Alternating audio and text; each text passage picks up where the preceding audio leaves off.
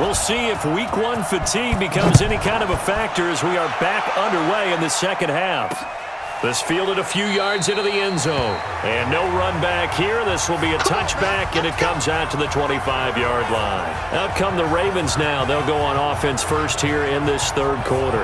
And that first half, one to forget really on both sides of the ball. They got to find some way to string something together here, don't they? Yeah, they're down big right now. So as you mentioned, trying to find something to string together, get some consistency, something sustained, maybe calm their whole team down, and find a way to get back in this one. Yeah, because right now you're down big, you're being shut out. Let's see if this is the drive that kind of kickstarts them. And no pitch there and no chance either as he's brought down behind the line of scrimmage. I don't think there's any doubt that if it's me, I'd be really cautious about continuing to call this play because you got to know, defenders, if they get a free shot at the QB, they want to take it, and they want to take it big. And they got it there on the option play for a loss.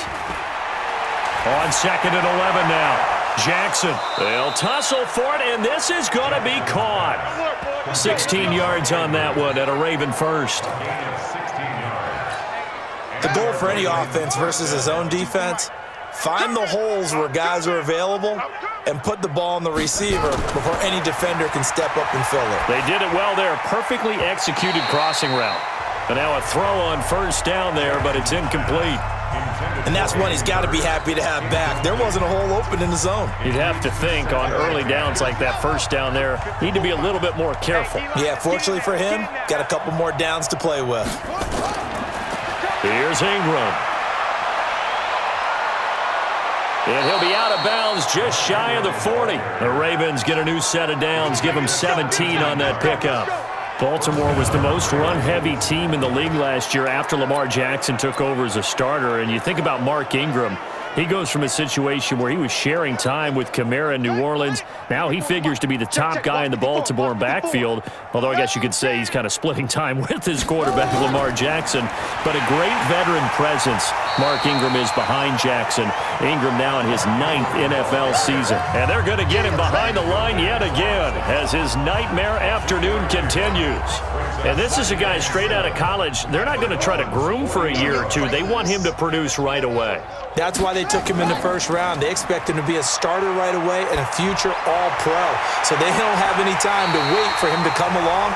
They want him to play right now to help this team. They added a lot of talent to a roster that really needed an infusion of youth. They got a very good infusion of youth. And they didn't really reach to get anyone as well. They stuck to their draft philosophy, got the best players they could at the time they were drafting, and inserted them into their lineup. The decision to tuck and run gets him 3, but that's not enough. Now it's 4th. Now how about that play? He took a possible negative and turned it into positive yardage and slid down to avoid taking a big shot. Excellent job getting down and avoiding the big hit. And this is good. He got just enough to clear the crossbar as he drops it in from long distance. Tucker named the league's All-Pro kicker for the 3rd time in 2018. Go ahead and admit it. The only time that you get excited about Justin Tucker kicking is when he actually misses. It's and excited rare. is not the right word. Surprise is more what we're talking about. 90.1% coming into 2019. He's incredible. Well, conventional football 101, tells us if you don't get it back to the 20-yard line on a kickoff return, that's a disappointment. But some of these team special teams coaches, with approval by the head coach, they give them full authority to go ahead and bring it out and try to be aggressive, almost what we call the green light, red light theory. Green light means go, red light means stop. Looks like he had green on that play. And a short gain across the 15 to the 17-yard line. Give him 3 on first down. It'll set up a 2nd and 7. Third quarter and you've got the lead. You're not ready to go into that 4-minute offense to close the game out, but a running game can really benefit your team right now.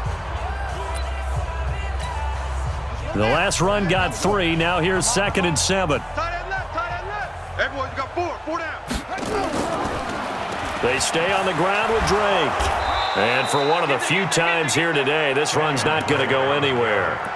No gain on the play, and it's going to bring up a 3rd down.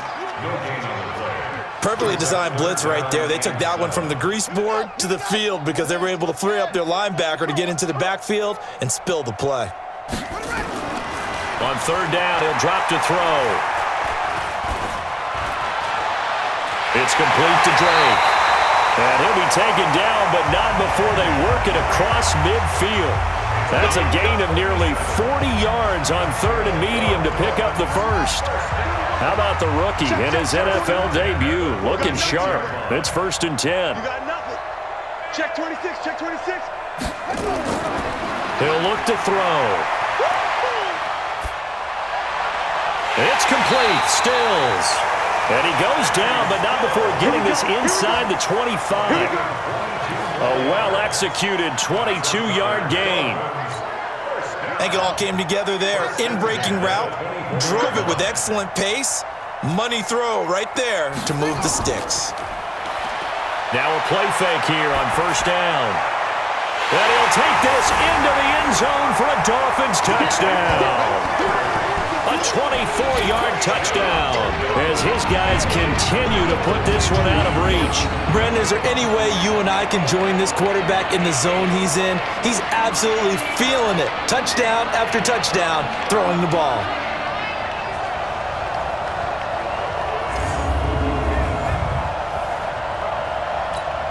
Sanders on for the extra point.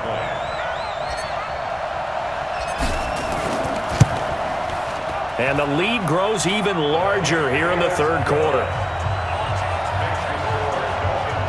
5 plays there on that drive. And it winds up in 6 points for the Dolphins.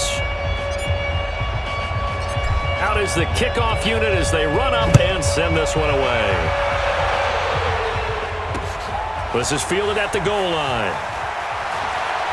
And a pretty good return here. He'll be stopped just shy of the 25 at the 24-yard line. Now the Baltimore offense heading back out onto the field. And here we are almost through 3 quarters of play, and this passing game still has not really found any kind of rhythm. Put it mildly, because they're not even over 100 yards yet. And in today's NFL, where it's a pass-first league, that is quite surprising. Not many teams patient enough to stick with the run. Everybody wants to advance the ball through the air. They've got to get their timing back. This pass into the arms of Snead. A good pickup there. 8 yards on the 1st down completion. Well, Snead figures to be an important veteran presence for Lamar Jackson. 2 years ago, it was a disappointing 2017 for Snead. That was in New Orleans. But then had a bit of a bounce-back campaign a season ago in his first go-around with Baltimore. 62 catches, 650 yards. Did have surgery in the offseason on his left index finger, but back to full health and ready to go. 6 yards the pickup, and that's a 1st down. So here's a 1st and 10 at the 38. Back now in Miami. And this is a blowout so far as we get set for the 4th quarter. A very one-sided affair. Jackson now. And he will not make it back to the line of scrimmage as he's going to be taken down. William Hayes in there to drop him for a loss on the play. That right now, that's a defeated team out there. I think you can see it totally in their body language. Hands on hips, heads low. It's just been a struggle from the start. Yeah, this team has been thoroughly beaten right from the word go. They try to throw on 2nd down, but this one is incomplete. Trying to get it to Willie Snead there. 3rd down here. Another wayward pass. You know, things started out poorly in this game, and to be frank, they just really haven't gotten much better. And all that does is embolden a secondary. They feel good about what's going on, and they just play better and better. And now the 3rd down throw incomplete as well. Well, it just seems like all game long there hasn't been a lot of sync quarterback to wide receiver on this side of the football. They haven't been on the same page, quarterback and receivers. Heck, they haven't been on the same grease board when you draw plays up. They haven't been on the same Surface tablet that you look at on the sidelines. Nothing's worked for them. They've got to find a way to start matching each other's movement. It's a foot race.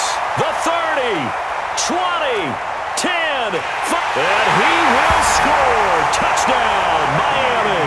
One of the more impressive punt returns you will see. That one from 87 yards away as his guys continue to pour it on.